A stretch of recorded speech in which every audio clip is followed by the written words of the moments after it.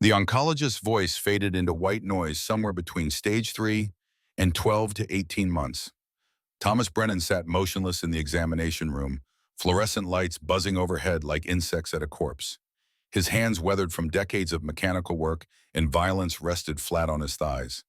68 years old, Marine Corps veteran, Hell's Angels enforcer for 2 decades, and cancer would be the thing to finally take him down. The doctor kept talking, sliding pamphlets across the desk. Living with cancer, end-of-life planning, hospice care options, words meant to soften the blow to make dying sound like a manageable project with bullet points and timelines. Thomas picked up one pamphlet, studied the smiling elderly couple on the cover. They looked peaceful, content, like death was just another sunset to watch from a porch swing. He'd seen men die in Vietnam, screaming, thrashing, begging for morphine or their mothers or God. He'd seen men die in gang wars, blood pooling on warehouse floors, surprised their time had come. None of them looked peaceful. His mind drifted back to Khe Sanh, 1969. 19 years old, crouched in a muddy foxhole while mortars screamed overhead. Captain Jimmy Mitchell beside him, both of them chain-smoking cigarettes because if Charlie's artillery didn't kill them, lung cancer would be 40 years away, and that seemed like winning the lottery. The doctor was still talking, something about treatment. Options, clinical trials, aggressive chemotherapy that might buy him another year. Thomas interrupted, his voice gravel and cigarettes and 5 decades of hard living. What if I don't do treatment? The doctor paused, pen hovering over prescription pad. Then you have less time, 6 to 8 months. Quality of life would decline rapidly. Quality, Thomas almost laughed. What quality? An empty apartment that smelled like motor oil and regret? A refrigerator with nothing but beer and leftover Chinese food? A phone that never rang because he'd driven everyone away decades ago? Do you have family we should contact? Someone to help you through this? The question landed like a punch. Family. Thomas had a daughter, Katie, 38 years old now, married 2 kids he'd never met. He hadn't spoken to her in 15 years, not since he'd missed her wedding because he'd been too drunk and too deep in club business to walk her down the aisle. He had a son, too. Kyle. 35 last Thomas heard. Maybe. Could be dead for all he knew. They hadn't spoken in 20 years, not since Kyle had screamed that he hated him and Thomas had been too broken to argue. No family. The doctor's expression shifted to something that looked like pity, which Thomas hated more than the cancer diagnosis itself. I'm required to ask if you've considered advance directives. Do not resuscitate orders. Power of attorney for healthcare decisions. Thomas signed whatever papers the doctor put in front of him. DNR, yes. If his heart stopped, let it stop. He'd been dead inside for most of his adult life anyway. Might as well make it official. Walking out of the VA Medical Center, Portland's gray October sky pressing down like a lid on a coffin, Thomas lit a cigarette. The irony wasn't lost on him. Stage 3 lung cancer, and he was still smoking. But what did it matter now? The damage was done. 50 years of cigarettes, starting in that foxhole at Khe Sanh, continuing through every firefight and bar fight and lonely night since. The parking lot was half empty. A young Marine in digital camo, maybe 23, sat on a bench near the entrance. Prosthetic leg visible below his shorts eyes, staring at nothing. That 1,000-yard stare Thomas recognized in every mirror. Their eyes met for a moment. The kid nodded, Thomas nodded back. No words needed. Warriors recognized each other across generations, across wars, across the unbridgeable gap between those who had seen combat and those who hadn't. Thomas climbed onto his Harley, a 1973 Softail he'd maintained obsessively for 30 years. The engine rumbled to life, familiar and comforting.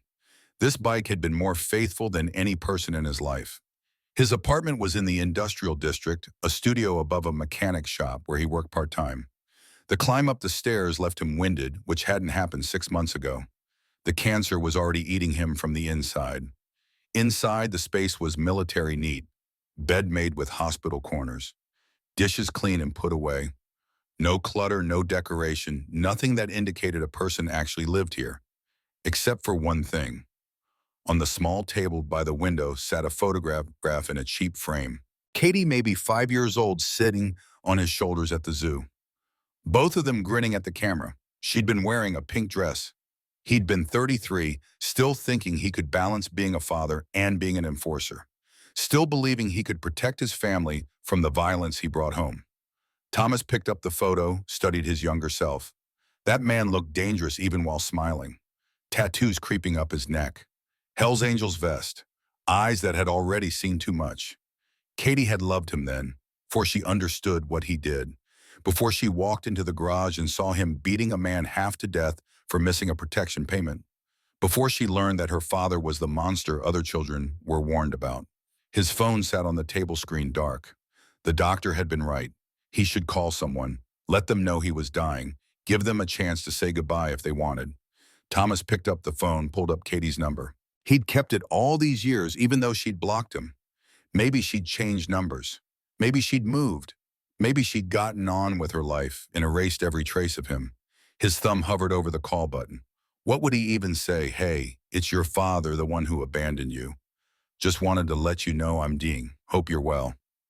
He pressed call before he could talk himself out of it. It rang. Once, twice, 3 times. Voicemail, her voice professional and distant. You've reached Katie Rodriguez. Please leave a message. Rodriguez, her married name. She'd taken her husband's name, erased Brennan completely. The beep sounded. Thomas opened his mouth, but nothing came out. What could he possibly say that would matter? What words could bridge 15 years of silence and betrayal? Katie, it's your father. I need to talk to you. It's important. Please. His voice cracked on the last word, which made him angry at himself. Almost 7 decades on Earth and still weak. He hung up, stared at the phone like it might ring back immediately. It didn't. Night fell. Thomas couldn't sleep. Insomnia had been his companion since Vietnam, but tonight felt different. Tonight he kept calculating. 12 months, maybe less. 52 weeks, 365 days. How many of those days would he waste alone in this apartment? How many would he spend trying to make things right? And was it even possible to make things right when you'd spent 50 years doing everything wrong? At 11 p.m., restless and haunted, Thomas grabbed his keys. Sometimes the only thing that helped was riding. The bike, the road, the wind, the illusion of freedom. Portland at night was a different animal. Neon reflecting off wet pavement, homeless camps under bridges, bars spilling drunk people onto sidewalks. The city had changed since he'd come here in 1975, shell-shocked and unemployable, looking for anything that felt like the structure and brotherhood of the Marine Corps. The Hells Angels had offered that, or so he thought. Turned out it was just another war. Different uniforms, same violence. Thomas rode through downtown, no destination in mind, past the strip clubs and dive bars where he'd wasted years, past the old clubhouse, now abandoned, windows boarded up, past the neighborhoods where he'd collected protection money and broken bones and earned his patch. At a red light, he idled next to a bus stop. A woman sat alone, mid-40s, maybe coat pulled tight, looking at her phone. She glanced up at him, saw the Hells Angels patch on his vest, quickly looked away. Fear in her eyes. That's what he was to people. A threat. A warning. Something to avoid. The light changed and he accelerated away, but the look stayed with him. 11:30, and he found himself pulling into the parking lot of a 24-hour diner on East Burnside. Pete's Place. Unchanged since the 70s. Same neon signs, same cracked vinyl booths, same smell of coffee and grease. The bell above the door chimed as he entered. 3 other customers scattered across the space. A waitress behind the counter, 50-something, looked up from her crossword puzzle. Coffee, Thomas nodded, slid onto a stool at the counter. The coffee came black and scalding, exactly what he needed. The diner was quiet except for the hiss of the grill and the low murmur of a television mounted in the corner. Local news. Nothing important. Distant wars, political theater, weather forecasts. Thomas was halfway through his second cup when the bell chimed again. A woman entered, maybe early 40s, professional looking even at this hour. Dark coat, laptop, bag over her shoulder, exhaustion written across her face. She took a booth near the back, ordered coffee and pie. Thomas wouldn't have noticed her except for what happened next. The bell chimed a third time. A man entered, younger, maybe mid-30s. He scanned the diner eyes landing on the woman, then took a booth with direct line of sight to her. The woman noticed.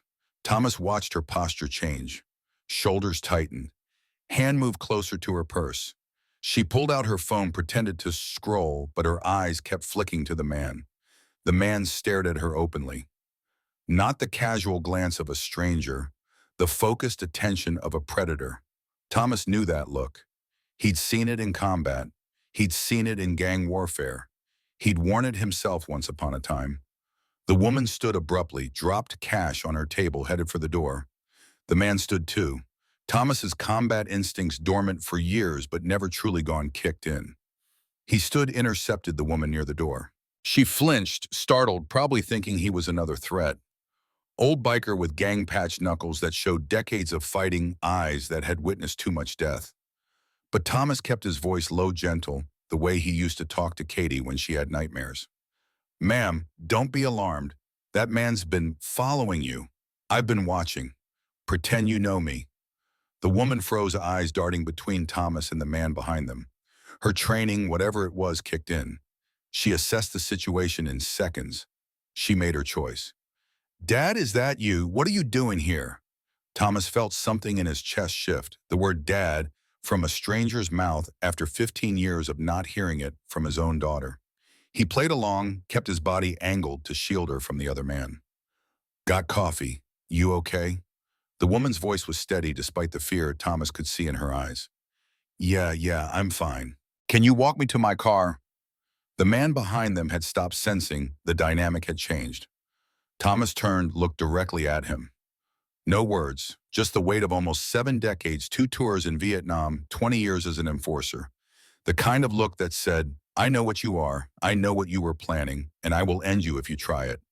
The man's eyes widened slightly. Recognition, maybe. Or survival instinct. He turned and walked out, bell chiming, as the door swung shut. Thomas and the woman stood in silence for a moment. She exhaled, shaky. "Thank you, I didn't know what to do. He's been following me for 3 blocks. You did the right thing, staying public, staying alert." They sat back down this time at the same booth. The waitress refilled their coffee without comment. Nothing she hadn't seen before in 40 years of late-night shifts. The woman extended her hand. "Rebecca Mitchell." Thomas shook it, careful not to squeeze too hard. His hands were weapons. He'd learned to control them around civilians. "Thomas Brennan, you're very observant. Marine Corps, 2 tours Vietnam. You don't lose the training." Something changed in Rebecca's expression. "Vietnam, my father served. Marines, 1st Battalion, 3rd. Thomas's attention sharpened. What years? 68 to 70. He was at Khe Sanh. The world tilted. Khe Sanh, the 77-day siege.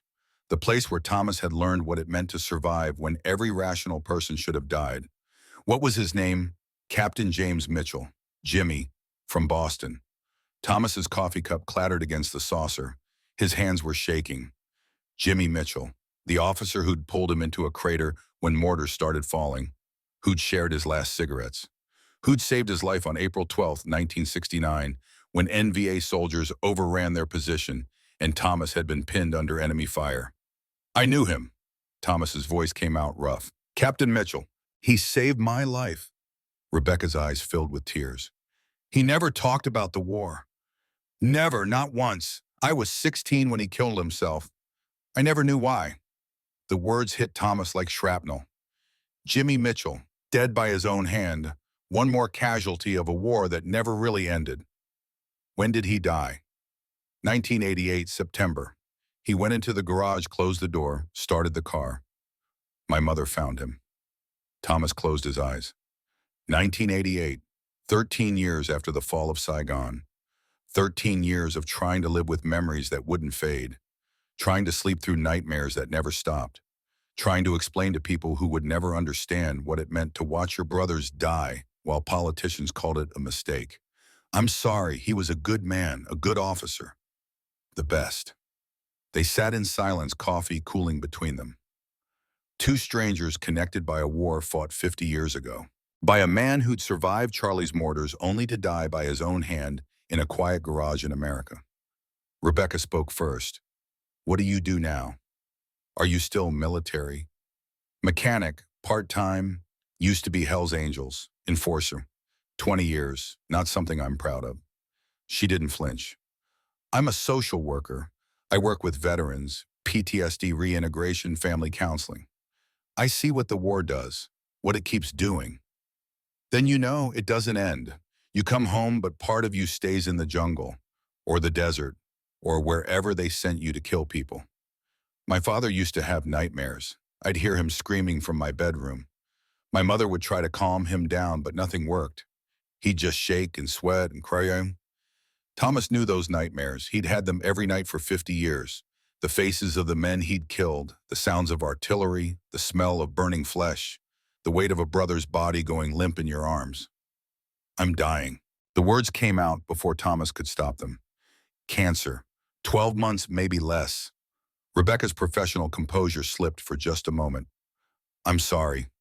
Don't be. I've lived longer than I had any right to. Most of my unit died at Khe Sanh. I made it home and wasted 50 years being angry and violent and drunk. At least your father had you. I got 2 kids who don't talk to me. Grandchildren I've never met. I'm dying alone and I earned every second of it. It's not too late, Thomas laughed bitter. I'm dying of cancer. Everything's too late. No, it's not. Not if you're still breathing. Not if you can still make things right. How do you make right 50 years of wrong? Rebecca leaned forward. You start, that's all. You just start. Call your children. Tell them you're dying. Give them a chance to say goodbye. Give yourself a chance to say you're sorry. Why would you care? You just met me. Because my father saved your life, and you just saved mine. Maybe that means something. Maybe we're connected for a reason. Thomas wanted to dismiss it as coincidence, but he'd stopped believing in coincidence the day he'd walked away from Khe Sanh while better men than him died in the mud. They exchanged numbers. Rebecca said she wanted to check on him, make sure he was okay. Professional concern, probably. But it felt like something more.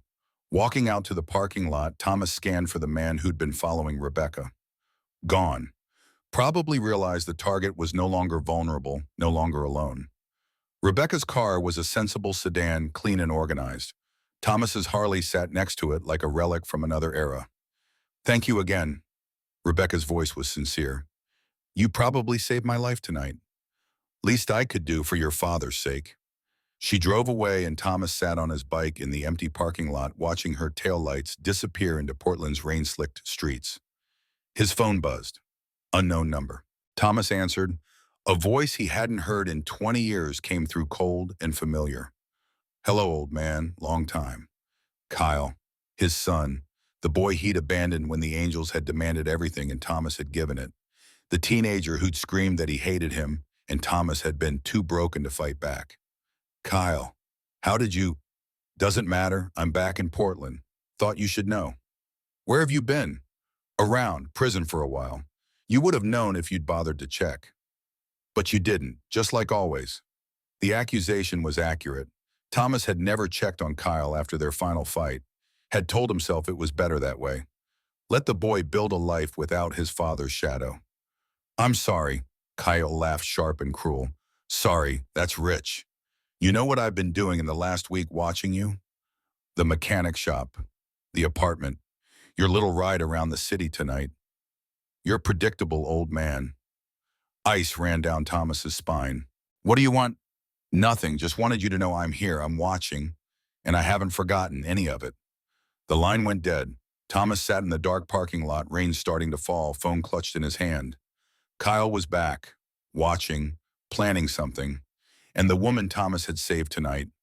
Rebecca Mitchell, daughter of the man who'd saved him at Khe Sanh, Kyle had seen them together, had watched Thomas talk to her, walk her to her car, exchange numbers. The predator following Rebecca suddenly made sense. Not random, not coincidence. Kyle had sent him. Thomas's phone buzzed again. Text message. Unknown number, but he knew who it was. She's pretty, Rebecca, right? Would be a shame if something happened to her. Thomas started his bike mind racing. He'd wanted to make things right with his children. Instead, he'd put a stranger in danger just by talking to her. The violence he'd spent 50 years trying to escape had found him anyway wearing his son's face. Home felt contaminated now. Thomas paced the small apartment, phone in hand, debating. Call Rebecca, warn her, say what your father saved me 50 years ago, And now my son might be stalking you because I helped you tonight. Sleep was impossible. At 3 a.m., Thomas pulled out a shoebox from under his bed. Photos he hadn't looked at in years. Katie as a baby, Kyle learning to ride a bike, his ex-wife Sarah smiling on their wedding day. All of them looking at a man they thought they could trust, not knowing he'd destroy everything. More photos. His unit at Quezon. 23 young men in muddy fatigues, weapons held casual cigarettes dangling from mouths. Only 7 of them survived the siege. Thomas could name every dead man in that photo, carried their ghosts like extra weight in his pack. And there in the center, Captain James Mitchell, 28 years old, already looking ancient, eyes that had seen too much. Rebecca's father, who'd saved Thomas's life and couldn't save his own. Dawn came gray and cold. Thomas hadn't slept. His body ached, the cancer making itself known. 12 months, maybe less. And he'd spend it watching his son target innocent people to hurt him. Watching the violence he tried to escape circle back like a boomerang aimed at his skull. At 8 a.m., Thomas called Rebecca's number. She answered on the 3rd ring, sounding awake and professional. Thomas, is everything okay? No, I need to talk to you in person about last night, about my son. Silence on the line. Then carefully, your son, Kyle. He's the one who sent that man to follow you, to see what I'd do. He's been watching me, watching us. I think he's dangerous. Come to my office, Community Veterans Center on Northwest Gleason. We'll talk there. Safe space. The center occupied a converted house in a quiet neighborhood. Comfortable, non-threatening, designed to put traumatized veterans at ease. Rebecca met him at the door, led him to a small office with soft lighting and chairs that didn't face each other directly. Counselor furniture. Thomas sat, suddenly aware of how he must look. Old biker Hell's Angels vest face lined with decades of violence. In this space meant for healing, he was the walking reminder of everything that could go wrong. Tell me about Kyle. So Thomas did, the whole story. Marriage at 23 to Sarah, pregnant with Katie.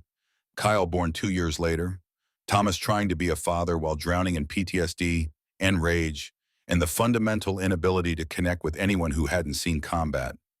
Joining the Angels because they felt like a unit, like Marines, like the only family that understood. The escalating violence, the arrests, Sarah leaving, taking the kids, Thomas choosing the club over his children. Kyle's childhood spent watching his father become a monster. The final confrontation when Kyle was 15, screaming accusations that were all true. Thomas too drunk and too broken to defend himself, just letting the kid walk away. 20 years. I haven't seen him in 20 years. Last I heard, he was in prison. Assault, armed robbery, following in his father's footsteps. Rebecca listened without judgment, the way she'd been trained. And now he's targeting me to hurt you. Seems like it. I'm sorry. You saved my life once through your father. I should have stayed away from you. Everyone I touch gets hurt. That's the PTSD talking. The guilt, the belief that you're toxic. I am toxic. Look at my life. Everyone I ever loved, I destroyed. Rebecca leaned forward. Thomas, listen to me. You're dying. You have a choice. You can spend your last months believing you're irredeemable, or you can try to do something good. What good can I do? I'm a dying old man with cancer and a lifetime of violence. You can protect people, like you protected me last night. You can reach out to your daughter. You can stop your son before he hurts someone. You can be present for your grandchildren that you're fortunate enough to have. These things matter. You really believe that I can change. I believe your father proved that to you. Captain Mitchell saved your life. That choice mattered. It echoed forward 50 years to last night when you saved me. Choices matter, even late ones. Thomas wanted to believe her, wanted to think that 12 months could somehow balance 50 years, but he'd lived too long in darkness to trust light. There's something else. My father, Lieutenant Colonel Frank Brennan, he's alive, 92, in a nursing home, dementia. We haven't spoken in 40 years. Why not? Because he's World War II, greatest generation, hero, and I'm Vietnam, the lost war, the shameful one. He told me I disgraced the uniform when I joined the Angels, said I wasn't his son anymore. Rebecca's expression shifted to something like recognition. And you believed him. He was right. No, he was hurt. Veterans from different wars don't always understand each other. The trauma manifests differently. He probably had his own demons and didn't know how to help you with yours. He's dying, dementia's taking him. Some days he doesn't even know where he is. Then you need to see him, before it's too late, for both of you. Thomas stared at his hands, knuckles bearing the marks of countless fights, veins standing out against weathered skin, hands that had killed, hands that had hurt, hands that had never learned to be gentle until it was too late. I don't know if I can. You walked into enemy fire at Khe Sanh. You can walk into a nursing home. She was right. He'd faced death 100 times. A conversation with his dying father shouldn't terrify him, but somehow it did more than any firefight. Will you come with me to see him? Rebecca didn't hesitate. Yes. The drive to Willamette Valley VA nursing home took 40 minutes. Thomas's bike felt too exposed, too vulnerable. He borrowed Rebecca's car. Felt strange being a passenger after decades of being in control. The nursing home smelled like disinfectant and decay. Fluorescent lights buzzed overhead. Nurses moved efficiently through halls lined with wheelchairs and gurneys, and old men waiting to die. Frank Brennan's room was at the end of a long corridor. The nurse at the station gave Thomas a sympathetic look. He's having a good day, more lucid than usual, but don't expect too much. The room was small but clean. Afternoon light filtered through curtains. In a wheelchair by the window sat a man who looked impossibly old and impossibly familiar. Lieutenant Colonel Frank Brennan at 92 barely resembled the stern figure Thomas remembered from childhood. Skin like parchment, stretched over bones. Eyes still sharp but confused. On the shelf behind him sat his medals. Bronze Star, Purple Heart, Distinguished Service Cross. Thomas stepped into the room and his father looked up, squinted. Tommy, that you, boy? The word boy hit Thomas like a punch. Almost 7 decades on Earth, and his father's voice still reduced him to a child. Yeah, Pop, it's me. Frank's face lit up with something like joy. Where you been? Your mother's worried sick. You don't write. Dementia. Frank thought it was 1971, thought Thomas had just come home from Vietnam. Thomas decided to play along, sat in the chair across from his father. Rebecca stood by the door, giving them space. I'm sorry, it was hard over there. Frank's expression shifted to understanding, the kind only veterans share. I know, son, I know. Normandy was hell. Lost half my unit in the first day. The sounds never leave you. No, they don't. Your grandfather, he was in the trenches. World War I, gas attacks. Came home different. Drank himself to death by 40. I swore I wouldn't be like him. But the nightmares. Frank trailed off, staring at something Thomas couldn't see. They sat in silence. 2 warriors separated by 2 wars but connected by the same unending trauma. Frank spoke again, voice clearer. Are you okay, Tommy? You look different. Older. Lucidity breaking through. Thomas seized it. I'm not okay, Pop. I haven't been okay since I came home. I joined a motorcycle gang. Hurt people. Became everything you warned me not to. I have 2 kids who hate me. I'm dying of cancer, and I wasted 50 years being angry. Frank's eyes cleared completely, seeing his son as he really was.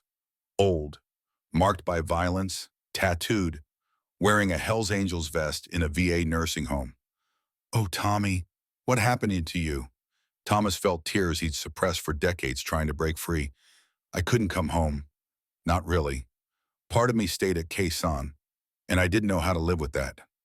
Frank reached out with a trembling hand, touched Thomas's knuckles. I failed you. When you came back, you needed help. I called you a disgrace instead. I was too hard on you. You were right. I was a disgrace. No. Frank's grip tightened with surprising strength. You were a wounded warrior, and I didn't know how to help. I only knew how to be hard, how to be stern. That's what they taught us. But you needed something different. Gentleness, understanding. I couldn't give you that. Thomas broke. Almost 7 decades on Earth, and he sobbed like a child in front of his father. All the pain, all the guilt, all the wasted years pouring out in a way he'd never allowed himself. Frank pulled him close, held him the way he hadn't since Thomas was a boy. I'm sorry, son.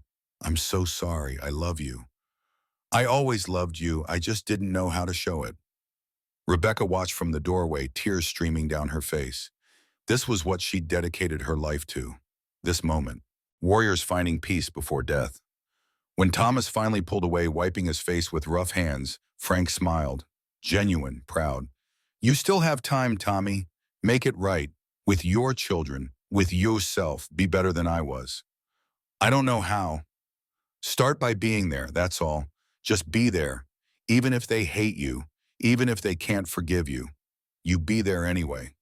I'm scared. Frank laughed, brittle but real. Face down German machine guns at Normandy, and you're scared of your own kids. That's fatherhood for you. The moment of lucidity was already fading. Frank's eyes glazed slightly, confusion creeping back in. I'm tired, Tommy. So tired. Think I'll rest now. Thomas helped settle his father into bed, pulled the blanket up. Frank closed his eyes, murmured something about his unit, about the war, about promises made 50 years ago. Walking out of the nursing home, Thomas felt lighter and heavier at once. Lighter because his father had forgiven him. Heavier because that forgiveness demanded action. Demanded change, demanded that Thomas actually try to make things right instead of just waiting to die. Rebecca drove them back toward the city. That was beautiful, what you did. What I did, I cried like a baby. You were honest, vulnerable. That takes more courage than combat. Thomas stared out the window at Portland sliding past. He told me to be there for my kids. Problem is, I don't know if they'll let me. Then you try anyway. That's what matters. The effort, the attempt. Even if they reject you, you'll know you tried. His phone buzzed. Text from Katie, the first communication in 15 years. Got your message. What's so important? Thomas's hand shook as he typed a response. Can we meet, please? Just coffee. 1 hour. I need to see you. The typing indicator appeared, disappeared, appeared again. Tomorrow, 10 a.m., coffee shop on Hawthorne. Don't be late. Thomas showed Rebecca the messages. She smiled. See, you're already being there. But Thomas's phone buzzed again. Different number. Unknown. Saw you with that bitch Rebecca today. Nursing home, huh? Getting emotional in your old age? Don't worry. I'll make sure she's at your funeral, one way or another. Kyle, still watching, still threatening. Thomas made a decision. He called Detective Morrison at Portland PD, someone he'd dealt with in his Angels days. Morrison answered, wary but professional. Brennan, been a while. What do you need? Information on my son, Kyle Brennan. Last I knew he was in prison. Need to know if he's out, if he's dangerous. Morrison was quiet for a moment, keyboard clicking. Let me check. Yeah, Kyle Brennan. Released 8 months ago after serving 6 years for assault and armed robbery. Currently on parole. Last known address in Southeast Portland, but parole officer hasn't been able to reach him for 3 weeks. Warrant's been issued for parole violation. He's stalking someone. Woman named Rebecca Mitchell, social worker. Sent someone to follow her. Threatened her. You have proof. Text messages. Photos maybe. He's been watching both of us. Bring what you have to the station. We'll open a file, but without concrete evidence of a crime, there's not much we can do. Parole violation gets him picked up when we find him, but stalking's hard to prove until something happens. Until something happens. That's what it always came down to. Wait until violence occurred, then respond. Never prevent. Never protect until blood was already spilled. Thomas thanked Morrison and hung up. Rebecca was watching him. Your son is escalating. Yeah, and I need to stop him before he hurts you, or Katie, or anyone else. Then we work together. I'm not letting you handle this alone. Thomas wanted to argue to insist she stay away for her own safety, but looking at her face determined and professional, and maybe a little bit damaged herself, he recognized something. She needed this too. Needed to save someone the way her father had. Needed to prove that warriors could come home and be more than their wounds. Okay, together, but we do it smart, safe. Agreed. The sun was setting as Rebecca dropped Thomas back at his apartment. Portland glowed orange and purple, beautiful in the way cities are when you're running out of time to see them. Thomas climbed the stairs slowly, each step harder than the last. Cancer, father, son, daughter, 12 months to fix 50 years of mistakes. Inside his apartment, Thomas opened his laptop, something he rarely used. Searched for Katie Rodriguez. Found her on social media. The profile was private, but her profile picture showed her with two children, a boy and a girl, and a man who must be her husband. His grandchildren. He had grandchildren. Emma and Lucas, based on the few public posts he could see. Emma was 12, Lucas 9. They had Katie's eyes, his mother's smile. No trace of him visible, which was probably for the best. There was one more thing he had to do before tomorrow's meeting with Katie. Thomas dialed a number he'd kept for decades. The line rang twice before a familiar voice answered. Vincent Dalton. Vince, it's Ghost. Silence. Then a rough laugh. Ghost. Thought you were dead.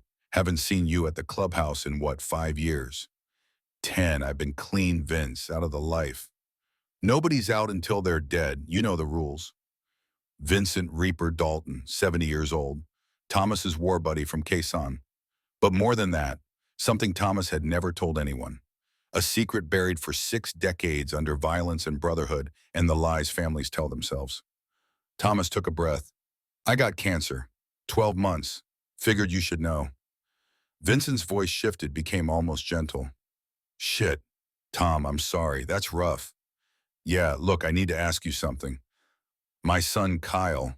Is he working for you? The pause told Thomas everything. What makes you think that he's back in Portland, threatening people, following women? This isn't random, and you're the only one who'd have reason to use him against me. Vincent sighed long and weary.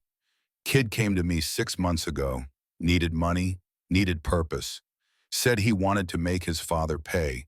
I gave him some work, nothing heavy, just watching, reporting. Why, Vince, after all these years, why help him hurt me? Silence stretched between them. Then Vincent's voice came through, raw and honest in a way Thomas hadn't heard since Vietnam. Because you're my brother, my actual brother, and you walked away from me. There it was, the secret they'd kept since childhood, the truth that made everything more complicated. Thomas closed his eyes, memories flooding back. Their mother, pregnant with Thomas at 19, married to a man named Brennan, who'd raised the child as his own. Vincent, 6 years old, already carrying the name Dalton from his own father. 2 half-brothers, same mother, different last names growing up in the same broken house. Frank Brennan never knew. He'd married Thomas's mother when Thomas was 2, adopted him legally, gave him the Brennan name and military discipline and love mixed with impossible standards. Vincent, the older half-brother, was sent to live with his father's family. Visits were rare, the connection hidden. That was 40 years ago, Vince. We were kids. We were brothers. You went to Vietnam. I went to Vietnam. We survived Quezon together, and you never told your unit we were related, like you were ashamed. I wasn't ashamed. I was trying to protect you. You know how Frank felt about my mother's past, about you. He would have disowned me if he knew we were in contact. So you chose him over me, chose the man who adopted you over your actual blood brother. Thomas heard the pain underneath the anger. 6 decades of feeling abandoned by the only brother he had. I'm sorry, Vince. I was wrong. I should have claimed you. Should have told Frank to go to hell if he didn't like it. But you didn't. You became a Brennan, a Marine, Hell's Angels ghost, and I was just Reaper, the brother you only acknowledged in private. So you're using Kyle to hurt me? That's your revenge. I'm giving Kyle what you never gave me, recognition, purpose, a chance to matter to his father even if it's through pain. Thomas's chest tightened. You're better than this. Am I? We're both dying, Tommy. My liver shot. 6 months, they say. You got cancer. We survived Charlie's mortars just to die slow and bitter in the city we tried to escape. Then let's not die bitter. Help me stop Kyle. Help me make peace with my kids before it's too late. Why should I? Because despite everything, we're brothers. And brothers don't let brothers die alone. Vincent was quiet for a long moment. You really dying? Yeah, really dying. Then I'll think about it. But, Tommy, if I help you, you owe me something. What? Tell Katie, tell your daughter that you have a brother, that I exist, that I'm not just some gang president, but your family. I want to matter to someone before I die, even if it's just as your secret brother finally acknowledged. Thomas felt the weight of it, 60 years of hiding Vincent from his family, from Frank, from everyone, because it was easier, because Frank's love had conditions, because Thomas had been a coward. Okay, I'll tell her, tomorrow, when we meet. Good, then I'll call off Kyle, for now, but he's made his own choices, Tommy. I can't control what he does. He's got your rage and your violence. That's your legacy. Vincent hung up. Thomas sat in the dark apartment, understanding settling in. Vincent wasn't just using Kyle out of malice. He was using Kyle to make Thomas see him, to force Thomas to acknowledge the brother he'd hidden for 6 decades, to matter finally before death took them both. The apartment buzzer rang. 11 p.m., Thomas grabbed the baseball bat he kept by the door, approached the intercom. Yeah, Thomas. It's Rebecca. Can I come up? Thomas buzzed her in, confused. She climbed the stairs quickly, coat soaked from the rain that had started falling. What's wrong? Rebecca's face was pale. Someone was in my apartment while I was here with you. Nothing taken, but things moved, photos looked at, clothes touched. He wanted me to know he'd been there. Thomas ushered her inside, locked the door, checked the windows. His apartment was small enough that he could see every corner. No one hiding, no threats. But Rebecca was shaking, professional composure cracking. This was different from being followed in public. This was violation, invasion of the one place that should be safe. Did you call the police? They're there now, taking fingerprints. But we both know whose they'll find. Kyle. He's escalating, fast. This isn't just watching anymore. Thomas made coffee, strong and black. They sat at a small table, the photograph of 5-year-old Katie still sitting there. Rebecca picked it up, studied it. Your daughter. Yeah, before I ruined everything. You didn't ruin everything. You made mistakes. There's a difference. Wendy saying, is there? Rebecca set down the photo, met his eyes. Yes, a mistake is something you did. Ruined is what you believe you are. You're not ruined, you're damaged. There's a difference. They sat in silence, drinking coffee, listening to rain hammer against the window. Outside, Portland glowed in neon and streetlights and the reflected glare of headlights on wet pavement. Thomas's phone buzzed, unknown number. He almost didn't answer, expecting Kyle's threats.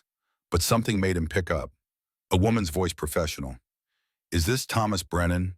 Yeah. This is Nurse Collins from Willamette Valley VA Nursing Home. I'm calling about your father, Frank Brennan. He's had a stroke. You should come. Now.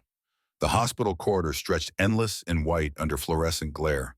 Thomas's boots echoed against linoleum as he ran Rebecca beside him, both of them breathless from the sprint through parking lots and automatic doors. Intensive care unit, 4th floor. Frank Brennan's name on a chart outside room 412.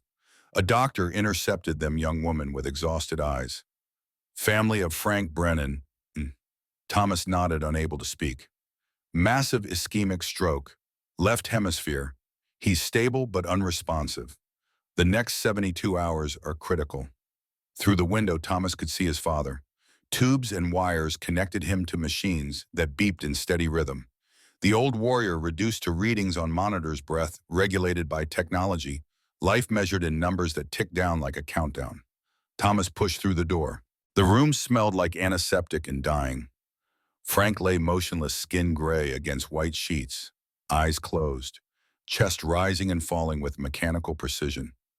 Thomas took his father's hand, the skin papery and cold. Just hours ago, this hand had gripped his, had pulled him close, had forgiven 50 years of failure. Pop, I'm here. You told me to be there, so I'm here. No response, just the beep of machines and the hiss of oxygen. Rebecca stood in the doorway. I'll give you privacy. But Thomas shook his head. Stay, please. She entered, stood on the opposite side of the bed, two strangers united by war and dying fathers, and the desperate hope that somehow love could matter even when spoken too late. I was supposed to meet Katie tomorrow. Thomas's voice cracked. My daughter, first time in 15 years. Now this. You'll still meet her. What if he dies tonight? What if I leave and he's gone when I come back? Rebecca moved around the bed, put her hand on Thomas's shoulder. He won't be alone. I'll stay. You go meet your daughter. That's what he'd want. That's what he told you to do. Thomas looked at his father's face, slack and unconscious, and wondered if Frank could hear. If some part of him was still present behind the stroke-damaged brain, listening, waiting. I love you, Pop. I'm going to make you proud. I promise. The machines beeped their indifferent response. Outside, rain continued its assault on Portland. Thomas and Rebecca sat in the waiting room, plastic chairs designed for maximum discomfort, surrounded by other families maintaining their own vigils. Thomas's phone buzzed. Katie, her text was brief. Heard about Grandpa Frank. I'm sorry. We should postpone. Thomas typed back immediately. No, tomorrow, please. He'd want us to meet. 3 dots appeared, disappeared, appeared again. Okay. 10 a.m., Hawthorne Coffee House. Rebecca read the exchange over his shoulder. That's good. That's progress. Or it's her being polite because my father's dying. Does it matter she's meeting you? That's what counts. At 2 a.m., a nurse suggested they go home, get rest. Nothing would change tonight. Frank was stable. If anything shifted, they'd call immediately. Thomas refused to leave, but Rebecca convinced him. You need to be ready tomorrow for Katie. Your father would agree. The drive to Thomas's apartment was silent. Rebecca pulled up outside but didn't put the car in park. I should go home, file a police report about the break-in, try to get some sleep. Stay here. The words surprised them both. Thomas continued. It's not safe. Kyle knows where you live, knows you're helping me. The couch is clean, uncomfortable as hell, but clean. Rebecca considered, then nodded. Okay, but I'm taking the bed. You take the couch. You have cancer, and you're meeting your daughter in 8 hours. You need actual rest. Inside the apartment, Thomas found clean sheets made up the bed that he rarely used. The space suddenly felt too intimate. This woman he'd known for less than 24 hours, daughter of the man who'd saved him, now sleeping in his bed while he guarded her from his own son. Rebecca, I'm sorry for all of this, for putting you in danger. She stood in the doorway of the bedroom, wearing one of Thomas's old Marine Corps t-shirts that hung past her knees. Stop apologizing. We're in this together. That's what your father and mine would have wanted. Warriors protecting each other. Thomas settled on the couch with a blanket that smelled like motor oil and old cigarettes. His body ached, cancer pain mixed with exhaustion, mixed with the weight of everything collapsing at once. Sleep came in fragments. Nightmares of Kay-san mixed with visions of Katie's face at age 5, age 10, age 15, when she'd begged him to stop the violence. Mixed with Kyle's voice on the phone, cold and full of inherited rage. At 6 a.m., Thomas gave up on sleep, made coffee, stood at the window watching Portland wake up. Delivery trucks rumbling past. Homeless people packing up camps. The city pretending yesterday's violence hadn't happened and today's wouldn't either. Rebecca emerged at 7, looking surprisingly rested for someone whose apartment had been violated.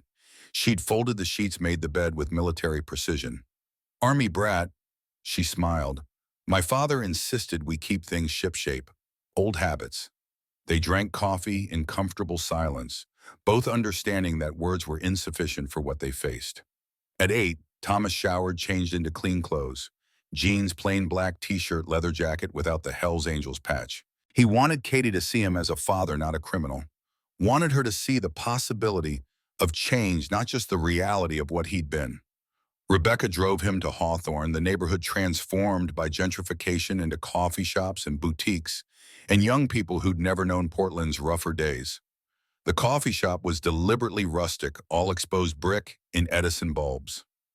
Thomas felt out of place immediately, this old warrior surrounded by laptops and craft lattes and conversations about things that didn't matter. Katie was already there. Thomas recognized her instantly, despite 15 years. She sat at a corner table, back to the wall, exit visible. Survival instincts she'd learned from him, whether she admitted it or not.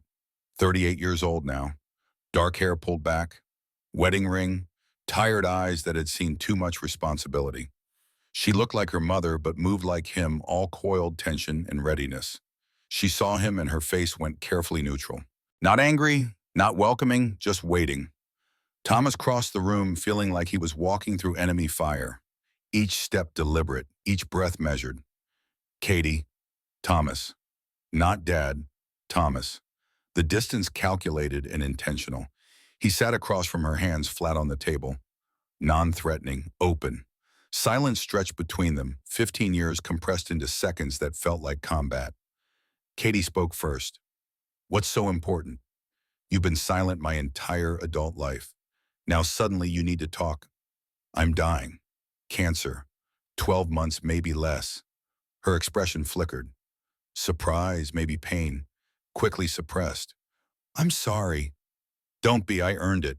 50 years of cigarettes and violence, Is that why you called deathbed confession, looking for absolution? No, I called because I'm running out of time to keep being a coward. That stopped her. Katie's carefully maintained composure cracked slightly. Thomas continued. I was a terrible father, violent, absent. I chose the gang over you and Kyle. I missed your wedding because I was too drunk and too deep in club business. I gave you every reason to hate me. I don't hate you. The words surprised them both. Katie's voice was steady but softer. I don't hate you. I'm just disappointed. You could have been so much more. You were a Marine, a war hero, and you threw it away on motorcycle gangs and violence. I know. Do you understand what it was like, being your daughter, the other kids knowing my father was Hell's Angels teachers looking at me differently, mom crying every night because you came home bloody or didn't come home at all? Thomas took it, every word deserved. I met someone yesterday, Rebecca Mitchell. Her father was my commanding officer at Quezon, Captain James Mitchell. He saved my life. Katie's expression shifted. And he killed himself, 1988. Rebecca was 16. She never knew why. Never got to ask him why he couldn't live with what we saw over there. What does this have to do with us? Everything, because I survived when he didn't, and I wasted that survival.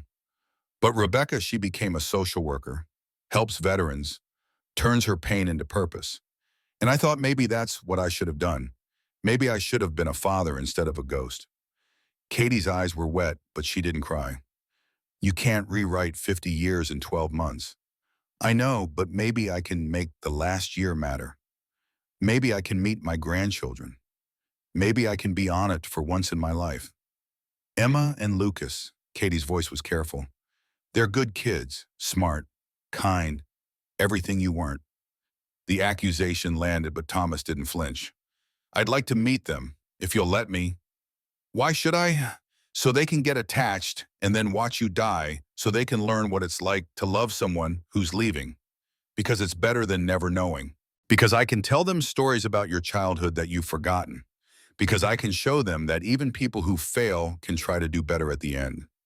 Katie stared at him for a long moment. Then she pulled out her phone, scrolled through photos, turned the screen to face him.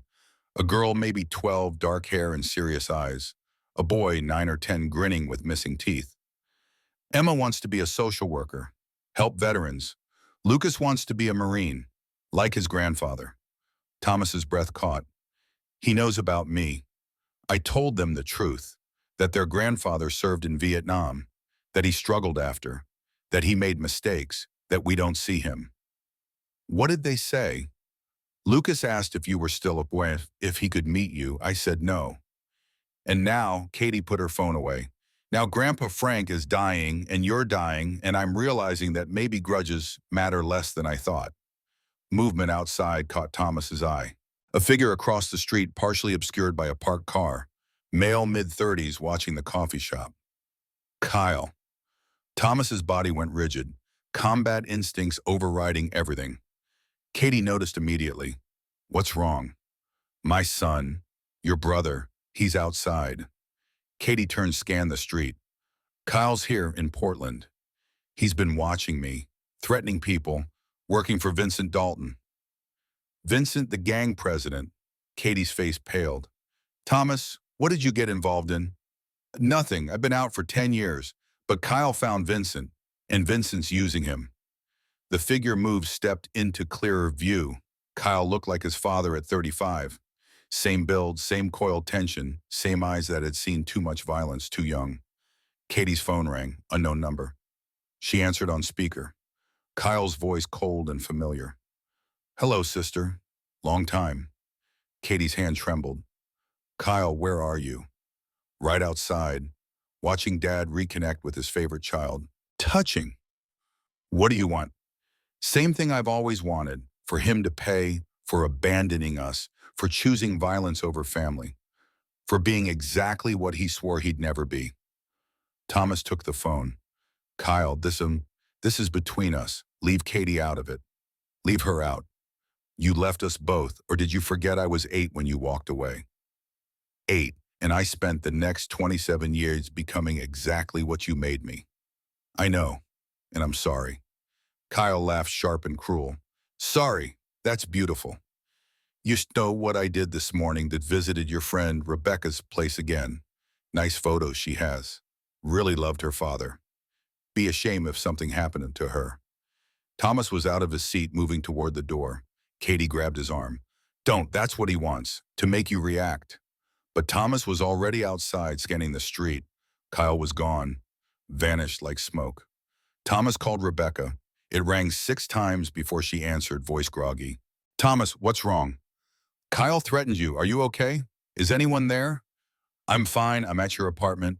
Doors locked, windows secured. Stay there. Don't open the door for anyone. Katie had followed him outside. We need to call the police. Already did. They can't do anything without evidence. Kyle's smart. Careful. He won't leave traces. Rebecca's voice came through the phone. Thomas, there's something you should know. Detective Morrison called. Kyle's parole officer was found dead 3 weeks ago. They think Kyle did it. The world tilted. Kyle wasn't just stalking. He'd killed. Crossed the line from threat to action. Katie heard it through the speaker. Her face went pale. Kyle killed someone. Thomas ended the call, turned to his daughter. I need to stop him before he hurts anyone else. How you're dying of cancer. He's 35 and clearly capable of murder. I know people. I have resources. What kind of resources? The gang Vincent. The same people who helped create this mess. Thomas met her eyes. I was an enforcer. I hurt people who crossed the club. I was good at violence, Katie. Better than I ever was at being a father. Maybe it's time to use that. She should have recoiled, should have walked away. Instead, she stepped closer. Then use it, but not to hurt him. Use it to save him. Be the father we needed, even if it's 30 years too late. A black sedan pulled up. Miguel, Katie's husband. He got out, moved to her side with protective instinct. Katie made quick introductions. Miguel, this is my father. Thomas, my husband, Miguel Rodriguez. Miguel was mid-40s, solid build, educator's eyes. He assessed Thomas in seconds, probably seeing everything Katie had told him. The violence, the abandonment, the wasted decades. But Miguel extended his hand. Mr. Brennan? Thomas shook it, surprised by the grip. Firm but not challenging, respectful. Katie called me. Said there might be trouble. With Kyle. Katie had been texting while Thomas wasn't watching, calling for backup. Kyle threatened Rebecca. He might have killed his parole officer. He's dangerous. Miguel's expression hardened. Then we protect our family. All of it. The word family hit Thomas harder than any punch. Miguel was including him. After 15 years of absence, Katie's husband was extending protection. I need to go. Rebecca's alone at my apartment. Katie grabbed his arm. We're coming with you. No, Kyle sees you helping me, he'll target you. He's already targeting me. We're in this now. Miguel nodded agreement. She's right, and 3 is better than 1. The drive back to Thomas's apartment felt like a combat mission. Miguel drove Katie in passenger seat, Thomas in back, scanning for tails. No sign of Kyle, but that meant nothing. He'd learned patience, learned surveillance, learned to be invisible until the moment to strike. Rebecca was at the door before they reached the stairs, having watched from the window. She relaxed seeing Thomas, but tensed seeing the others. Katie Rodriguez, my daughter, her husband Miguel. Rebecca's professional mask slipped for a moment. This was the child Thomas had talked about, the wedding he'd missed, the relationship he'd destroyed. I've heard a lot about you. Katie's response was careful. I wish I could say the same. Inside the apartment, they stood in awkward formation. 4 people connected by violence and trauma, trying to figure out how to be allies. Thomas's phone buzzed. Detective Morrison. Brennan, we found Kyle, or rather he found us. Turned himself in 20 minutes ago. What? Walked into the station, confessed to violating parole, asked for protection. Says someone's trying to kill him. Says his father hired Hell's Angels to take him out. Thomas's mind raced. That's a lie. I haven't even talked to the club in years. I know, but he's filing official charges. Attempted murder. Conspiracy. He's got a lawyer. This is messy. Can I see him? Not recommended. He's claiming you're the threat. Seeing you now would support his narrative. Then what do I do? Stay away. Let us investigate. If he's lying, we'll find out. Morrison hung up. Katie was watching. What happened? Kyle turned himself in. Claims I'm trying to kill him. That's insane. You just found out he's back. Doesn't matter. He's establishing a paper trail. If something happens to him now, I'm the prime suspect. Rebecca understood immediately. He's setting you up. This is bigger than stalking. He's planning something. Miguel paced the small apartment. What would he gain? Framing his father, revenge. Thomas said it quietly. He wants me to suffer, wants me to die knowing I destroyed my own son, that my legacy is violence passed down like a disease. The room fell silent except for the sound of rain starting again, Portland's perpetual soundtrack. Thomas pulled out his phone. There's something I need to tell you about Vincent, about why Kyle went to him. Katie sat on the couch. What about Vincent? Thomas took a breath. This secret he'd carried for 60 years. The truth that made everything more complicated. Vincent Dalton is my partner, my half-brother. Same mother, different fathers. He's 6 years older. We grew up together until Frank adopted me and gave me the Brennan name. Vincent kept the Dalton name from his father. Katie's face went blank with shock. You have a brother? A biological brother, and you never told us. Frank didn't know, or he knew and pretended not to. My mother's past was complicated. Vincent was sent to live with his father's family when she married Frank. We saw each other sometimes, secretly. Frank would have disowned me if he knew. So you hid your own brother for 50 years. I was ashamed. Frank was so proud of being a Brennan, of the military legacy, of respectability. Vincent was Hell's Angels. Criminal. Everything Frank hated. I couldn't claim him without losing Frank. Rebecca leaned forward. And Vincent resents that. That's why he's helping Kyle, to hurt you for denying him. Yeah, he told me last night. Said Kyle came to him wanting revenge. Vincent saw an opportunity. Forced me to acknowledge him. Make me choose between my kids and my brother. Katie stood pacing now. This is insane. You have a brother who's a gang leader, who's helping my brother hurt you. And I have an uncle I never knew existed. I'm sorry, I should have told you years ago. Should have claimed Vincent regardless of what Frank thought. But I was a coward. Miguel spoke for the first time since entering. Does Vincent know about the cancer? Yeah, I told him. And he's still helping Kyle hurt you. It's complicated. Vincent's dying too. Liver failure. 6 months. He wants to matter to someone before he dies. Wants me to acknowledge him. To tell you he exists. Katie stopped pacing, looked at Thomas with something between fury and pity. You're both dying, and instead of making peace, you're using Kyle as a weapon against each other. I'm trying to stop it. That's why I called Vincent. Asked him to call off Kyle. And he said he would, but Kyle's made his own choices. Vincent can't control what he does anymore. Thomas's phone buzzed. Text from unknown number. Court hearing tomorrow, 2 p.m. Kyle's arraignment. Thought you'd want to know. Morrison, Katie read over his shoulder. We should go. See what he's charged with. He's claiming I tried to kill him. Seeing me there would support that. Or it shows you're present, that you care, that you're trying to be a father despite everything. Miguel agreed. She's right. Absence looks like guilt. Presence looks like concern. Rebecca checked her watch. It's 1 p.m. now. We should go to the hospital. Check on Frank, then tomorrow the courthouse. They drove in 2 cars. Miguel and Katie in theirs. Thomas and Rebecca in hers. The hospital felt different now. Not a place of crisis, but of waiting. Of watching someone slip away, degree by degree. Frank's condition hadn't changed. Still unconscious, still on machines, but stable. The nurse said his vitals were strong. He was a fighter. 92 years old and still refusing to die. Thomas sat beside the bed, held his father's hand. Pop, Katie's here, and there's something I need to tell you about Vincent, about the secret we kept. Katie stood on the other side of the bed. Hi, Grandpa Frank. It's Katie, your granddaughter. I have your great-grandchildren, Emma and Lucas. They want to meet you. Please wake up. Miguel stood back with Rebecca giving family space. Frank's monitor beeped faster. Not crisis, recognition. His eyes flickered. Open, slightly. Looked at Katie, at Thomas. One word barely audible through the oxygen mask. Family.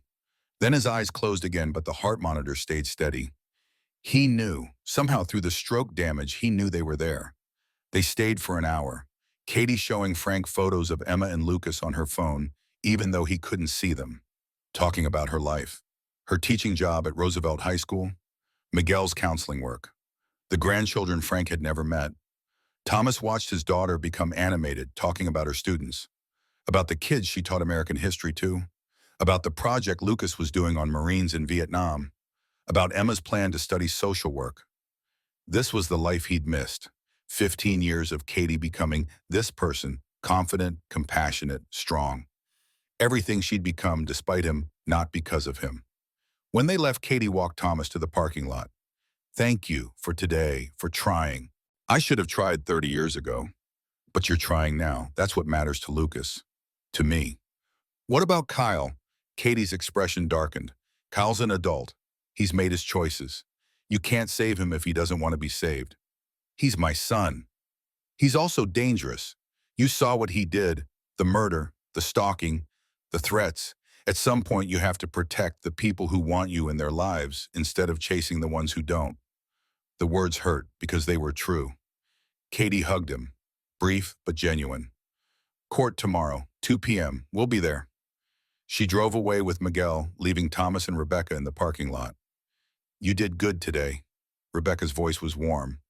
I talked to my daughter for an hour, and she didn't walk away. That's not exactly heroic. It's exactly heroic. For a man who spent 50 years running from family, being present is the bravest thing you can do. Thomas's phone buzzed. Vincent. Ghost, we need to talk, face to face. Tonight. I'm done talking. This isn't about Kyle, it's about us. Brother to brother, one last conversation before we both die. You owe me that. Where? Old Clubhouse, Route 30, 9 p.m. Come alone. Vincent hung up. Rebecca was already shaking her head. Don't. It's a trap. Maybe, but if Vincent knows something about Kyle's plan, I need to hear it, and I need to face him. Acknowledge him the way I should have decades ago. Then I'm coming with you. No, this is between brothers, family business. Your brother is using your son to hurt you. That's not family business. That's war. Thomas looked at this woman who'd entered his life 36 hours ago and already felt essential. Brave and broken and determined to save people the way her father had. Okay, but we go careful. And if anything feels wrong, we run. They spent the hours until 9 preparing. Rebecca called Detective Morrison, told him the plan. Morrison offered backup at distance, but warned that direct intervention might escalate things. Thomas retrieved his gun from the locked box under his bed. Glock 19, clean, maintained, illegal for him to possess as a felon but necessary. He checked the magazine, 15 rounds, hopefully unnecessary. At 8:30 they drove to Route 30. The old clubhouse sat abandoned windows, boarded weeds overtaking the parking lot. But lights showed inside. Someone was there. Thomas parked 2 blocks away. Stay here. I'll signal if it's safe. No, we go together. They approached from the side, Thomas moving with combat instincts that had never faded. The building's back door was unlocked. Inside smelled like mildew and old beer and memories. The main room was exactly as Thomas remembered. Bar along one wall, pool table, photos of dead brothers covering every surface. Vincent sat at the head table, 70 years old, yellow from liver failure, but still radiating authority. Ghost, you brought the girl. Rebecca Mitchell, Captain Mitchell's daughter. Vincent's expression shifted. Jimmy Mitchell, from Quezon. The same. Vincent stood, approached Rebecca carefully. Your father was a good man, best officer I ever served under. I'm sorry he couldn't make it home. Rebecca's voice was steady. He made it home. He just couldn't live with what he saw. None of us really did. Vincent gestured to chairs. Sit. We need to talk. They sat. Thomas kept his hand near the gun. Rebecca's phone was recording in her pocket. Kyle came to me 6 months ago. Vincent's voice was tired. Said he wanted revenge on you. I thought he meant beating you up, humiliating you. Standard father-son stuff. But he's got bigger plans. He's been meeting with people, building something, and tomorrow at that courthouse, something's going to happen. Thomas's grip tightened on the chair. What? I don't know exactly, but I know it involves Katie, her kids. That's social worker, and it's designed to destroy you completely before you die. Why are you telling me this? Vincent's eyes locked on Thomas. Because you're my brother, my blood. And despite everything, despite you hiding me for 60 years, I don't want my last act to be helping your kid destroy you. You're the one who gave him resources. I gave him information. Not a plan, not weapons. What he built himself, using the rage you gave him. Thomas leaned forward, then helped me stop him. Vincent pulled out a folder. Papers, surveillance notes. This is everything I know.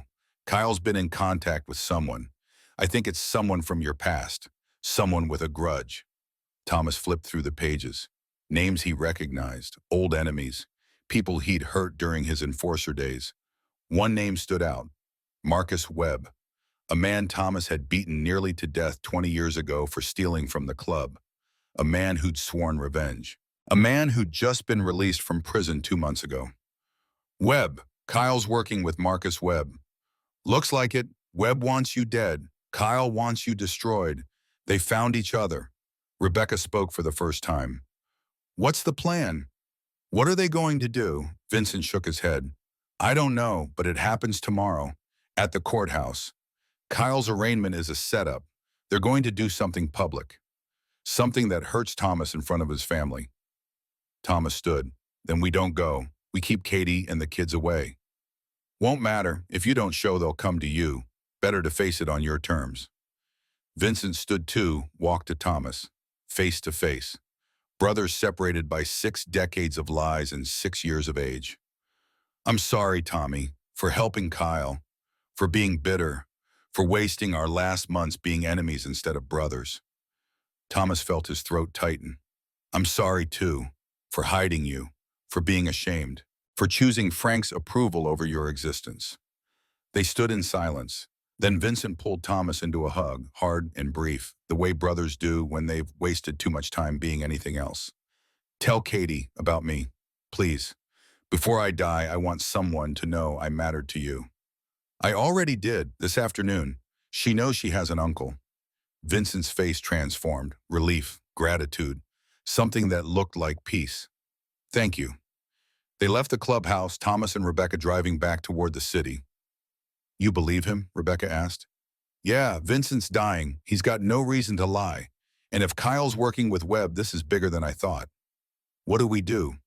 We tell Morrison, we prepare, and tomorrow we go to that courthouse ready for anything. At midnight, back at Thomas's apartment, they strategized. Called Morrison, explained the Webb connection.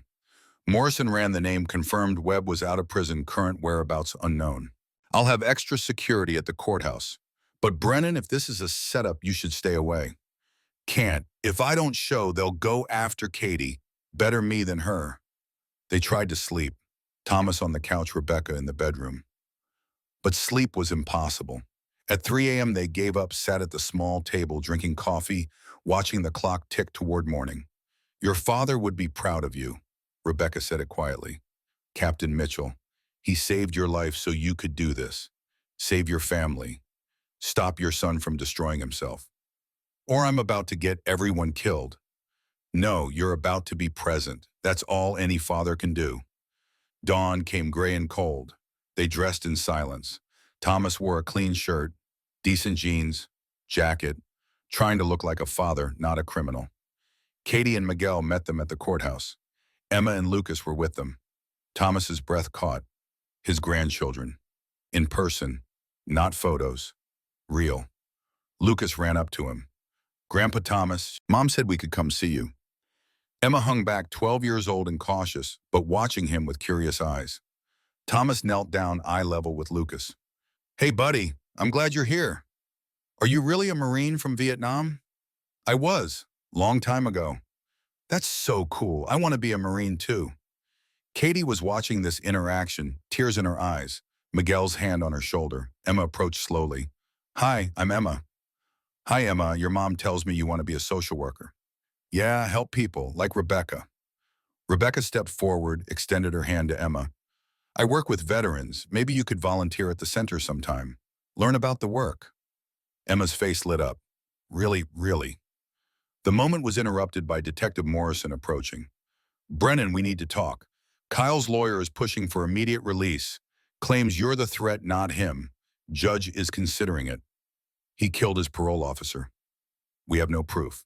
Body was found, but evidence is circumstantial. Without concrete proof and with his claims about you, the judge might grant bail. Thomas looked at his family. Katie, Miguel, Emma, Lucas, Rebecca, all of them here because he'd asked. All of them in danger because of him. Then I need to talk to Kyle directly. End this. That's a terrible idea. It's the only idea I have left. Morrison hesitated, then nodded. 5 minutes. Holding cell. I'll be watching. They descended into the courthouse basement. Holding cells lined one wall. Kyle sat in the second one, orange jumpsuit, hands cuffed. He looked up when Thomas approached. That familiar face. Thomas's face at 35. Before the violence fully marked him. Come to finish the job, Kyle's voice was cold. No, I came to talk, father to son, for the first time in 20 years. We have nothing to talk about. We have everything to talk about, starting with Marcus Webb. Kyle's face went blank. I don't know who that is. Yes, you do, Vincent told me. Webb's using you. Whatever plan you have for today, it's not your plan. It's his. He's using your rage to get revenge on me. I don't care. As long as you suffer, I don't care who's using who. Thomas pulled up a chair, sat outside the cell, eye level with his son. You killed your parole officer. Detective says it's self-defense gone wrong, that he tried to arrest you and you fought back and it escalated. Is that true? Kyle was silent for a long moment. Then quietly, yeah, it was an accident. I panicked. He was going to send me back to prison and I reacted. Like I taught you, react with violence always. Yeah, like you taught me, boy. Thomas took a breath. I'm sorry, Kyle, for teaching you that, for being the kind of father who made you think violence was strength. I was wrong. About everything. Kyle's mask cracked slightly. Too late for sorry. Maybe, but I'm saying it anyway. You're my son. I love you. I always loved you. I just didn't know how to show it. And now you're sitting in this cell planning something with Webb that's going to destroy both of us. I'm not planning anything. Then why did Webb send you photos of Emma and Lucas? Why does he know where Katie lives? Why is he at this courthouse right now waiting for the arraignment? Kyle's face went white. How do you know about the photos? Vincent, he's been watching you, trying to protect me, trying to be the brother I never let him be. Vincent told you he betrayed me. He's trying to save you, save both of us. Kyle, whatever Webb told you, whatever he promised, it's a lie. He's using your anger to hurt me, and when he's done, he'll throw you away. Kyle stood paced the small cell. Webb said, if I distracted you at the courthouse, he'd make sure Katie and the kids were safe, that he'd only hurt you, not them. Thomas's blood went cold. Yipaha, and you believed him, Kyle, he's lying. Webb wants everyone to suffer. That's who he is. Kyle's hands were shaking now. What did I do? Oh God, what did I do?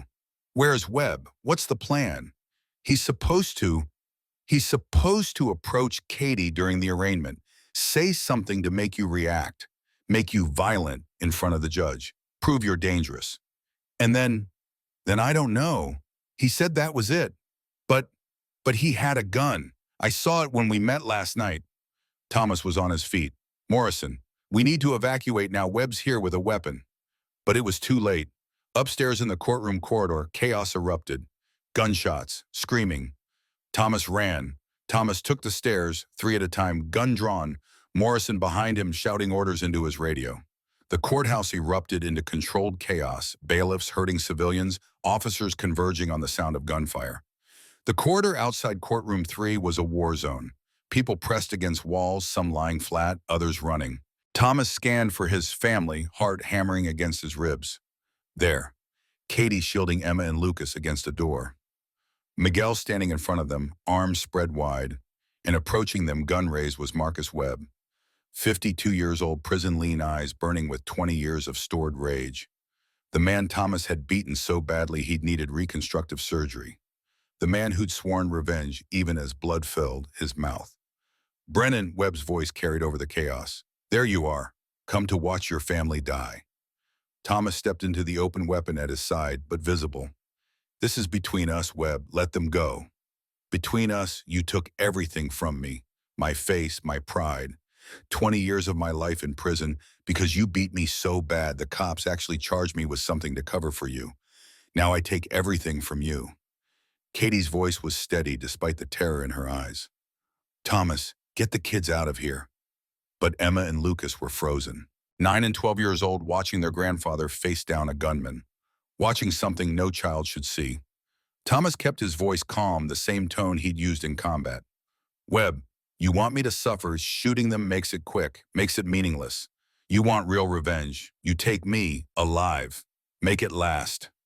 Webb's gun wavered, the psychology working.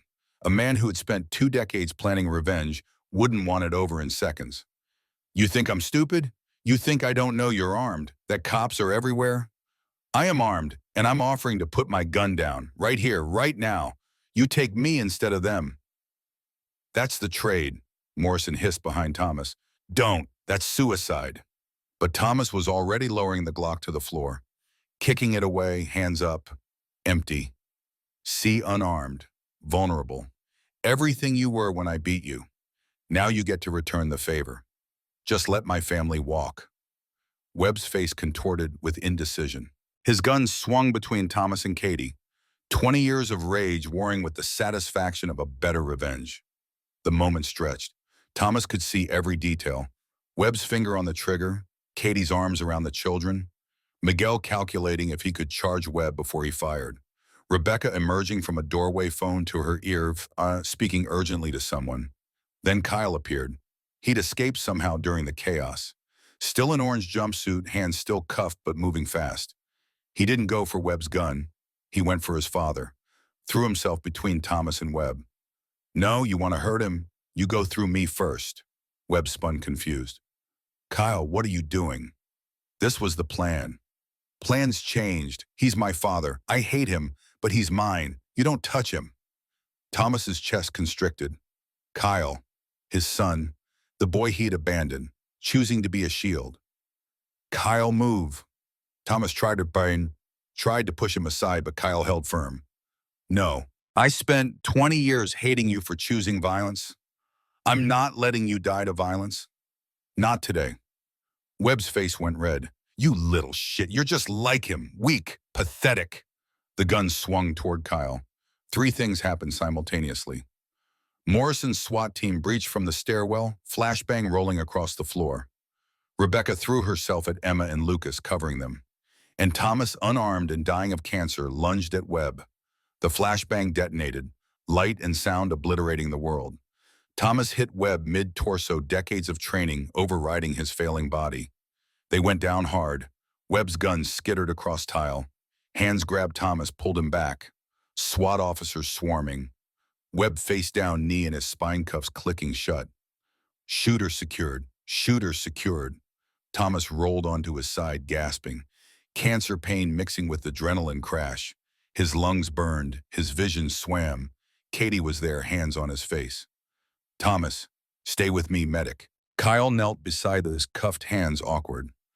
Dad, I'm sorry. I'm so sorry. Emma and Lucas crying, Miguel holding them back. Rebecca checking them for injuries, professional mode overriding everything. Paramedics arrived. Thomas waved them off. I'm fine. Check the kids. Check everyone else. But he wasn't fine. The exertion had cost him, his body shutting down the systems it could no longer afford to run, the cancer taking advantage of weakness. They transported him to the hospital anyway. Room on the fourth floor, monitor a beeping IV drip. Katie refused to leave. Miguel took Emma and Lucas to the cafeteria, giving them space to process. Kyle was there too. Morrison had allowed it. 15 minutes supervise. Then back to holding. You saved me. Thomas's voice was rough. Why by? Kyle sat in the chair beside the bed, hands still cuffed in front. Because you were right. About everything. About me becoming what you made me. About choosing violence. About wasting my life hating you. You have every right to hate me.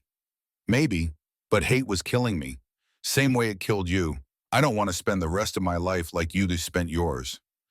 Katie spoke from the doorway. What happens now to Kyle? Morrison answered. He'll be charged with parole violation, escaping custody, but given that he saved lives today and that the parole officer death appears to be self-defense gone wrong, we're looking at manslaughter. 8 to 12 years with possibility of early parole. Kyle nodded. I can do that. I can do the time. Do it right this time. GED, therapy, actually change. Thomas reached out, took Kyle's case to his cuffed hands. I'll visit every week if you'll let me, however long I have left. How long do you have? Months now, 6, maybe 8. Cancer's accelerating. Kyle's eyes filled with tears. I wasted 20 years, and now I only get months. Then we make the months matter. The moment broke when Morrison tapped his watch. Time's up, Kyle. Back to holding. Kyle stood, looked at Katie. I'm sorry for everything, for scaring your kids, for being a shitty brother. Katie crossed the room, hugged him despite the cuffs. Get better. Do the work. When you get out, call me. We'll figure out how to be family. They led Kyle away. Katie returned to Thomas's bedside. That was brave. Stupid but brave. I couldn't let him hurt you or the kids.